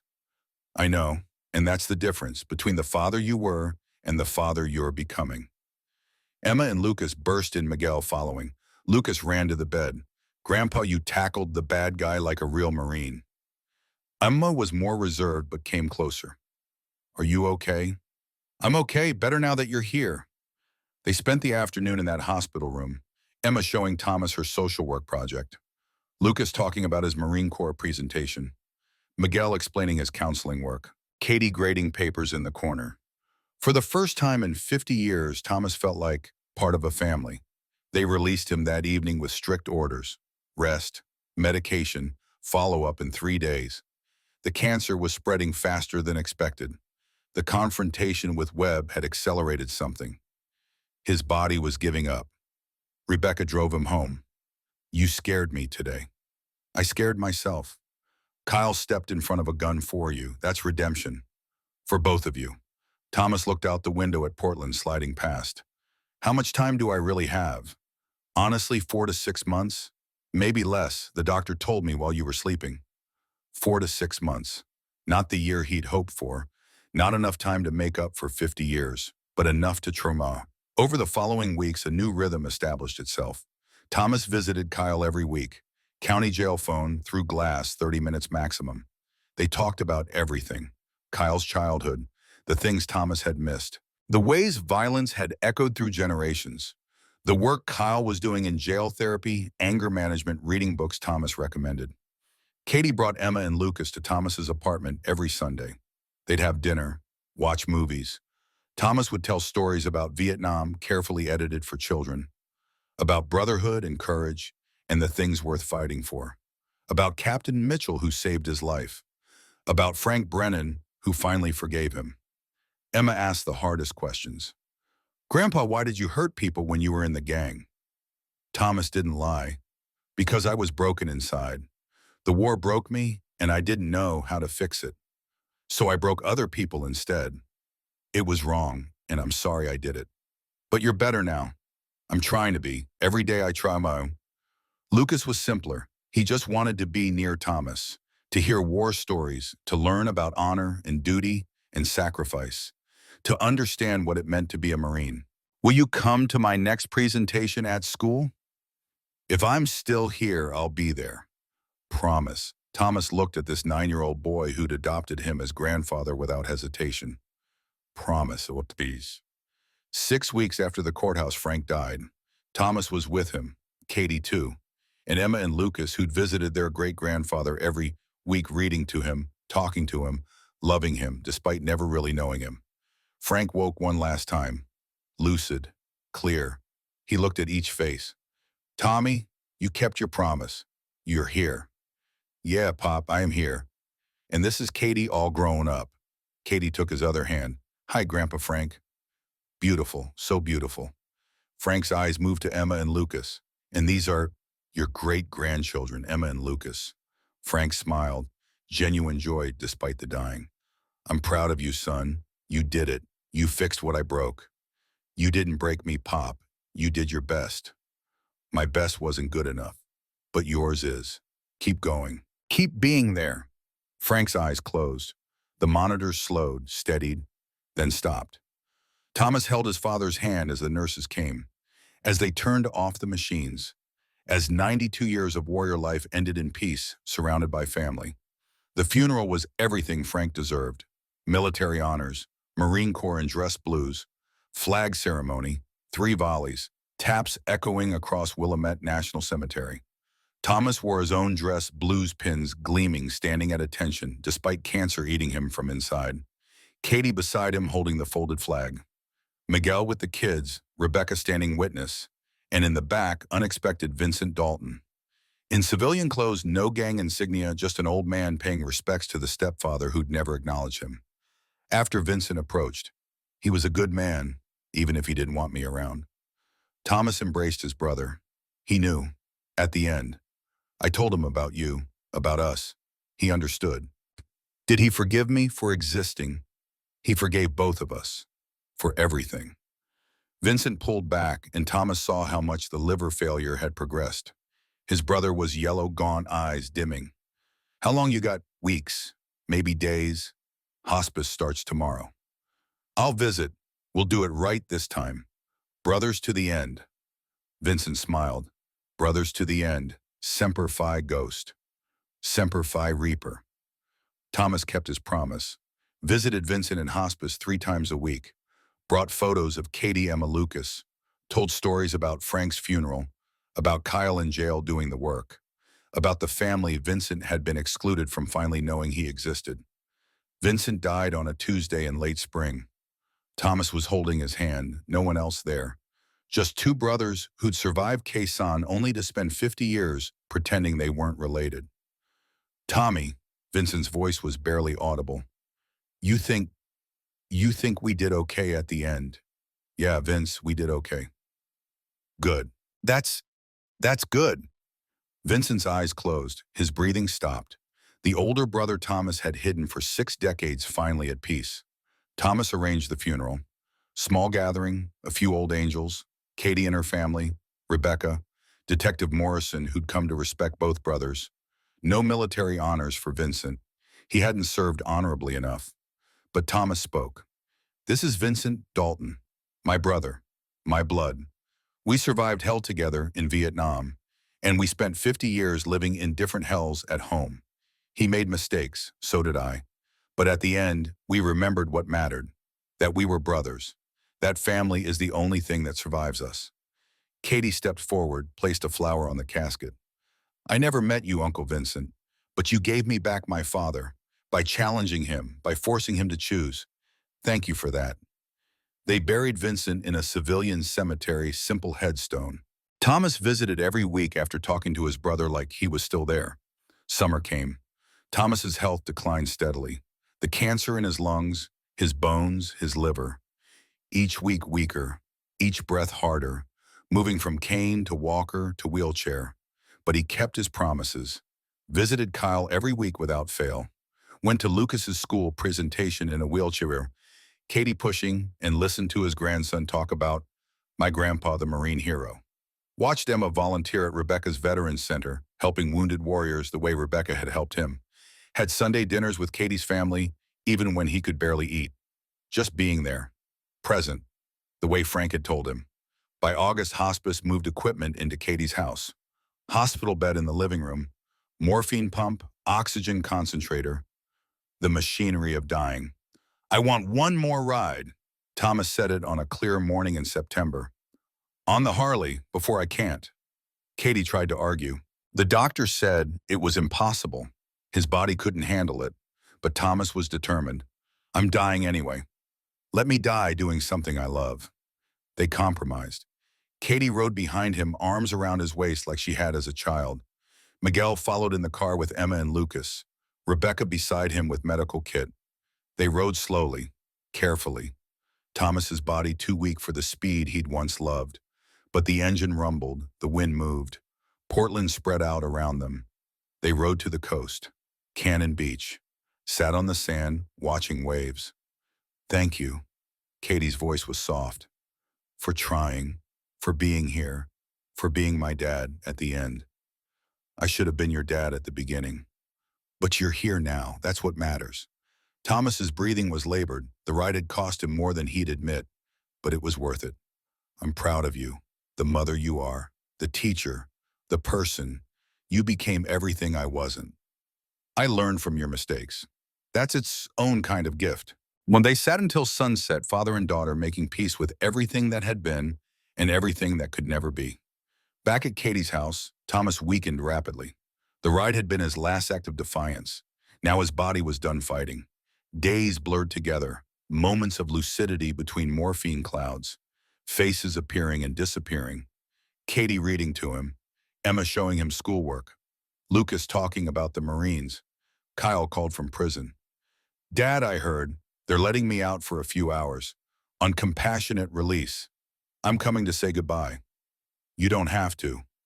Yeah, I do. You came every week for me. I'm coming this once for you. Kyle arrived in his orange jumpsuit, cuffed and escorted, but they removed the cuffs in Thomas's presence, gave them privacy. Father and son alone. I'm scared. Kyle's voice broke. I'm scared of being alone again, of going back to who I was. You're not alone. Katie will visit. Emma and Lucas will write. And when you get out, you'll have family waiting. What if I can't change? What if I'm too broken? Thomas reached up, touched Kyle's face. You already changed. You stepped in front of a gun, chose to protect instead of destroy. That's change. Everything after is just practice. I love you, Dad. I know I never said it, but I do. I love you too, son. Always did. Just didn't know how to show it. Kyle laid his head on his father's chest, crying. Thomas held him, this man-child who'd needed a father and gotten a ghost. Finally getting what he needed, even if it was 50 years too late. They took Kyle away, back to jail. But his face was different, lighter, like a weight had lifted. That night, surrounded by family, Tom and Brennan began to die. Katie held one hand. Rebecca held the other. Emma and Lucas at the foot of the bed. Miguel standing watch.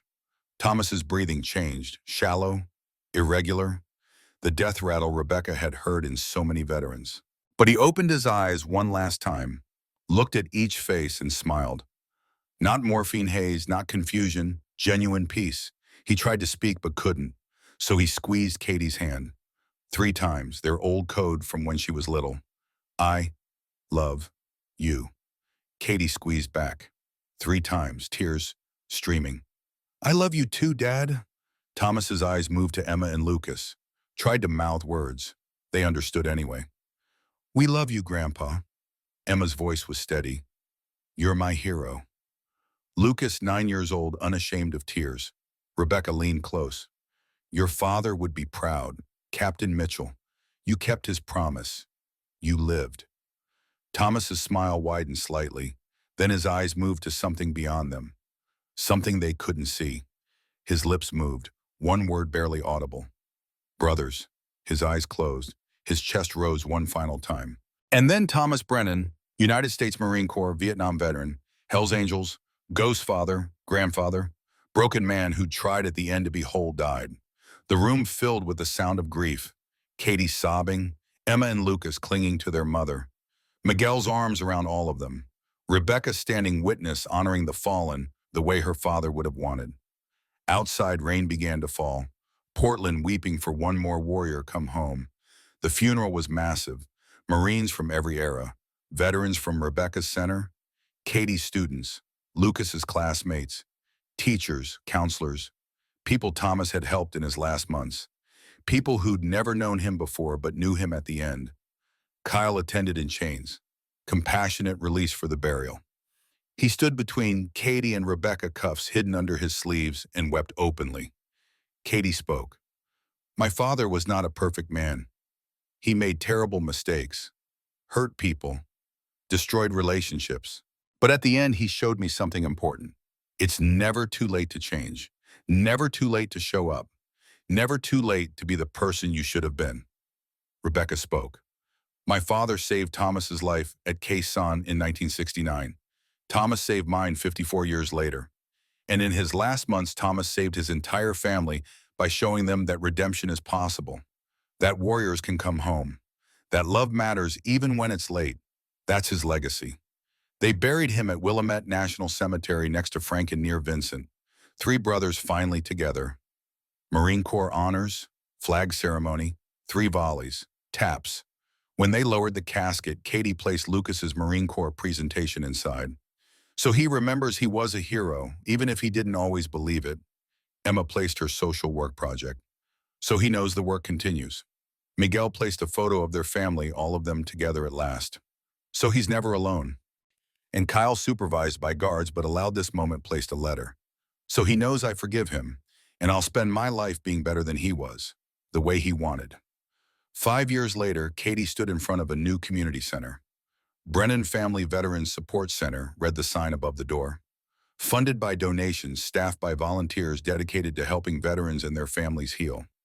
Rebecca was director, Emma, now 17, and headed to Portland State in the fall, volunteered every weekend. Lucas, 14, and determined, helped with younger kids who needed mentors. Kyle had been released after 7 years for good behavior. He lived in a small apartment near Katie, worked at the auto shop where Thomas once worked, attended mandatory therapy 3 times a week. He came to the center every Tuesday, leading a group for former inmates trying to rebuild their lives. On the 5-year anniversary of Thomas's death, the family gathered at his grave. Katie, Miguel, Emma, Lucas, Kyle with his sponsor from AA, Rebecca with her new partner, another veteran she'd helped heal. They placed flowers, told stories, laughed about the good moments, and cried about the wasted years. Lucas, now taller voice, deeper, read from a letter he'd written. Dear Grandpa Thomas, I'm 15 now, in high school.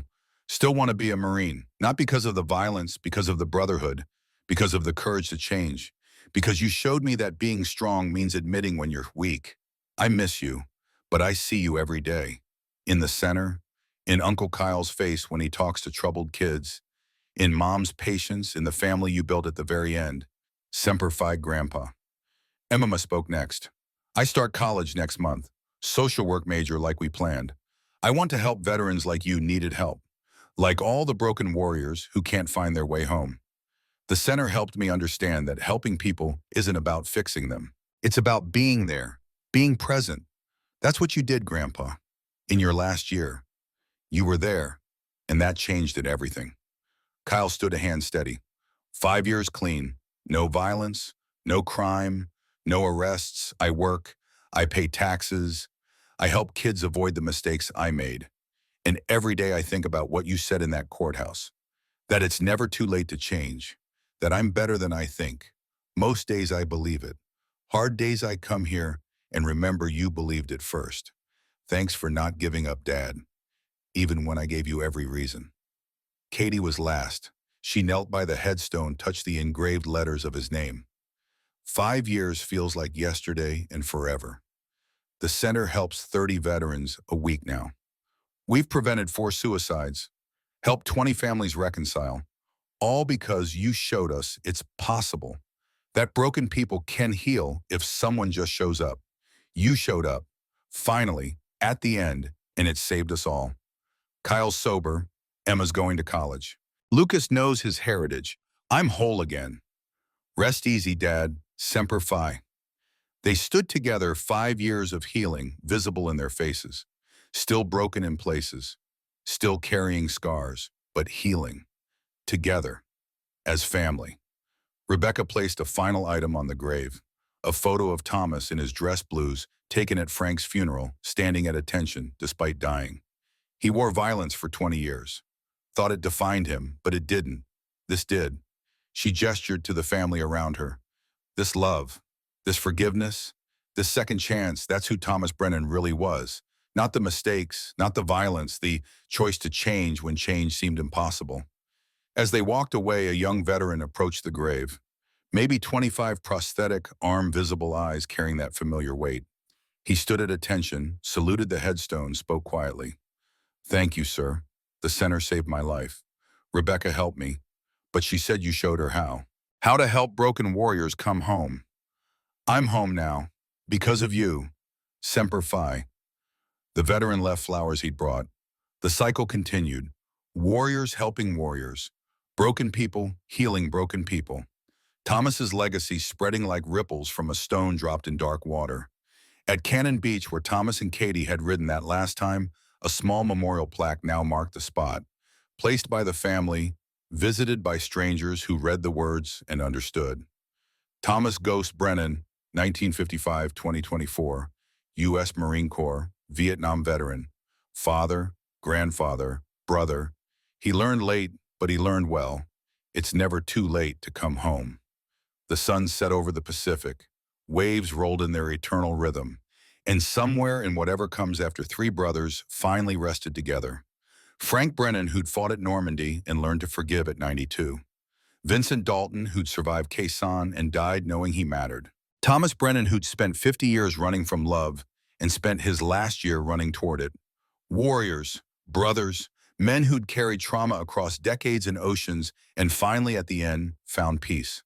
The ghost had come home, and the family he'd built, broken and rebuilt, healed and scarred, carried his memory forward, teaching others that redemption is possible, that change is real, that showing up matters, that love even late is enough.